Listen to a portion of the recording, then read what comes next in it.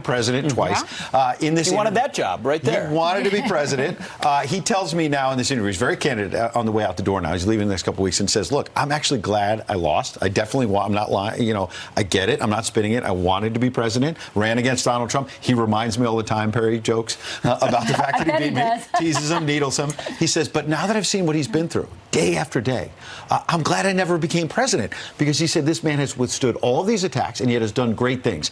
And Perry's very serious about his faith and said about a month ago he wanted to make sure he got this memo, one-page memo that I've got, that he wanted to hand it to the president in the Oval Office because he wanted to impress upon him. It basically, the headline is, "We can all be encouraged."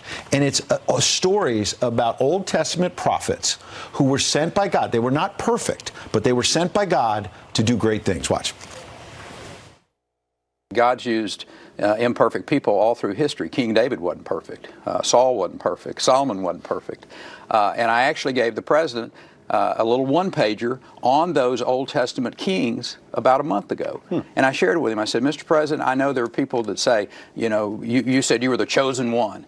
And I said, you were. I said, if you're a believing Christian, you understand God's plan for the people who rule and judge over us on this planet in our government.